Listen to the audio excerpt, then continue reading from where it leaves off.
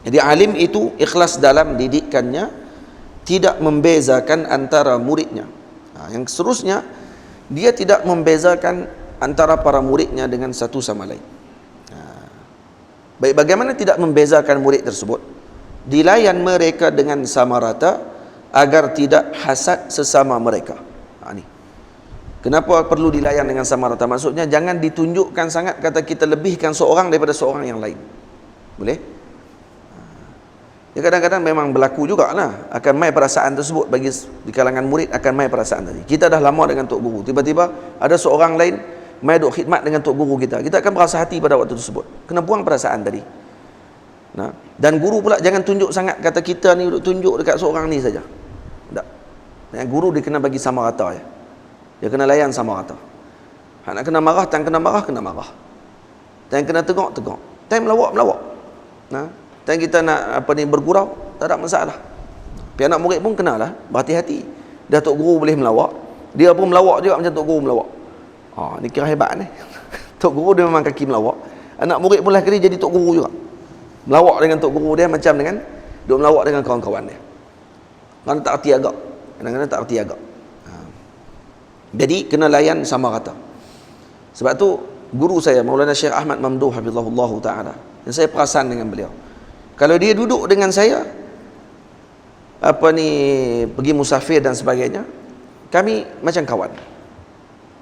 Syekh sampai kalau kata saya pergi dengan beliau ke rumah di Syekh Abdul Aziz Syahawi, yang setiap hari Sabtu sebelum Syekh sibuk, saya setiap hari Sabtu pagi kami akan naik kereta api daripada Khairah pergi ke Tonto, pergi ke Mahallah Kubra. Lebih kurang 3 jam perjalanan daripada Khairah. Pagi pukul 7.30 pagi ke kereta api. Jadi pukul 6 lebih saya dah naik teksi pergi ke Ramsis, ataupun lepas saya dah ada kereta, saya pergi awal lah. Dalam pukul 6.40 ke, saya akan bertolak pergi ke Ramsis. Lebih kurang dalam 30 minit sampai di Ramsis. Saya akan parking kereta, tunggu Syekh. Lepas tu Syekh akan sampai. Kami naik kereta api sekali. Tiap kali sampai, Syekh saya akan tengok dia akan bawa plastik. Dalam plastik tu ada makanan. Makanan tu biasa dibuat oleh ibu Syekh. Kadang-kadang hari yang Syekh nak mai mengaji, esok pagi tu nak pergi ke rumah Syekh Abdul Aziz Syahawi, Syekh akan tidur rumah mak dia di Heliopolis. Kemudian mak dia akan masak makanan untuk saya dengan Syekh. Masak siap dah. Roti seorang 3 biji, jenuh pepak. Besar pula tu roti. Lepas tu memang sedap. Tak ada di kedai. Saya duduk makan kedai banyak dah, 16 tahun duduk di Mesir. Kedai ni banyak saya makan. Saya tak pernah makan makanan yang sedap macam mak dia masak. Sedap sungguh mak dia masak. Roti biasa pun sedap. Lepas tu bila sampai di Mahallah Kubra, kami akan berhenti minum teh dekat satu kedai ni. Kedai ni kedai favourite. Selalu bila berhenti mesti minum kat situ. Minum teh ke, minum kopi ke. Kemudian Syekh akan buka roti. Ni mak saya buat. Tiap-tiap minggu macam tu.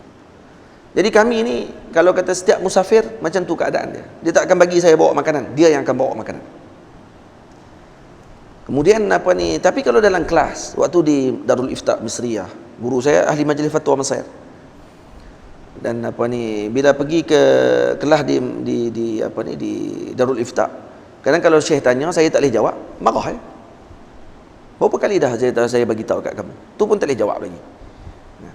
Kita memang macam tu, kadang-kadang duduk dalam kelas dengan tok guru kita, nak jawab tak erti pada ingat, tapi tak erti nak jawab. Tapi kalau time kita mengajar, ingat balik pula Syekh mengajar ni. Dia jadi macam tu, dia kena orang panggil dia panggil gerun. Dia ada aura Syekh tadi menyebabkan jadi terlupa terus semua benda. Dan dalam kelas Syekh tak sebut sangat pasal saya. Jarang Syekh sebut. Kadang-kadang sangat je. Kalau dengar dalam rakaman ataupun apa semua kali ada nama saya sikit-sikit je disebut.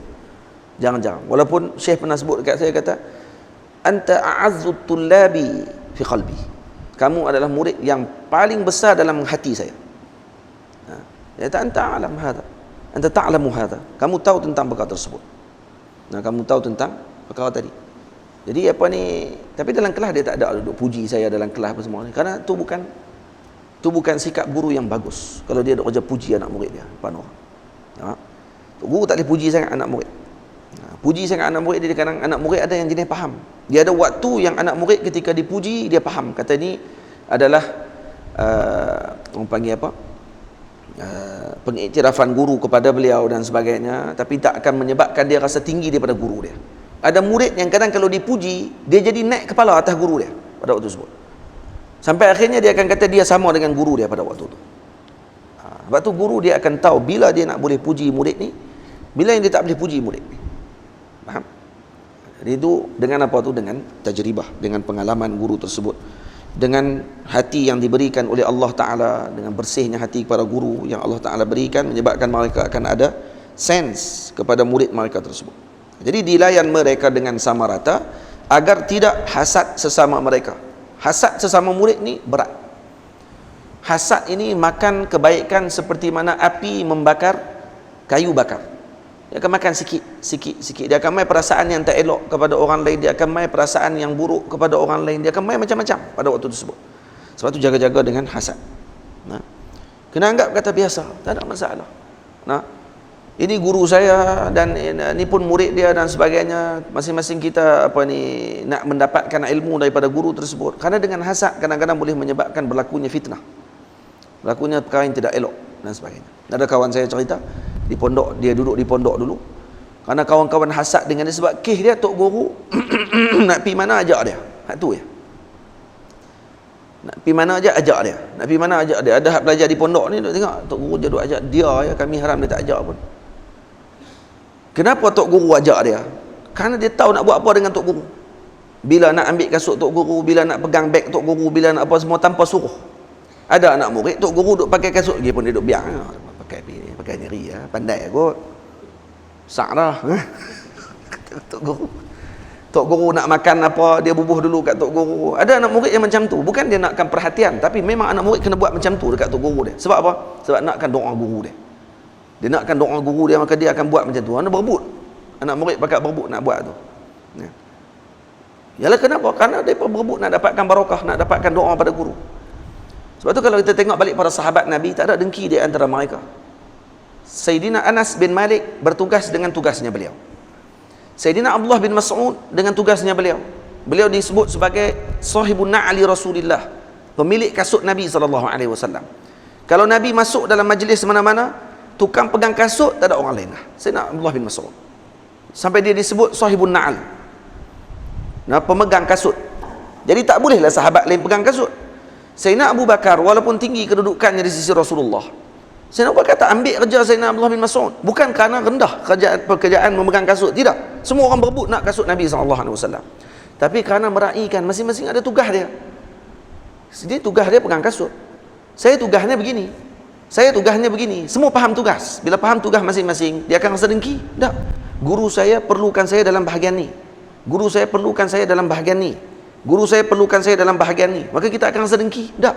Tak akan rasa dengki pada tersebut. Sebab apa? Sebab dengan niat khidmat kepada guru kita. Yang ni ada perasaan ni di sekolah. Waktu kita mengaji di sekolah dulu. Jarang ada yang macam ni. Yang kita nak khidmat dekat guru kita macam tu. Melainkan di mana? Melainkan di pondok. Yang guru tadi duduk dengan murid. Guru tu duduk dengan murid. Melainkan di tempat pengajian yang bentuk talaqi. Kita kalau mengaji talaqi dan ada guru sohbah yang kita memang musafir dengan dia, kita ikut dengan dia, kita diberikan panduan oleh dia, yang ni kita akan dapatkan perkara tersebut. Jadi Allahumma salli ala sayyidina Muhammad. Adab-adab begini kita tak akan dapatkan melainkan dengan sohbah. Kerana tak ada dalam kitab. Dan kita tengok akhlak daripada guru kita sendiri. Boleh? Dilayan mereka dengan sama rata agar tidak hasad sesama mereka.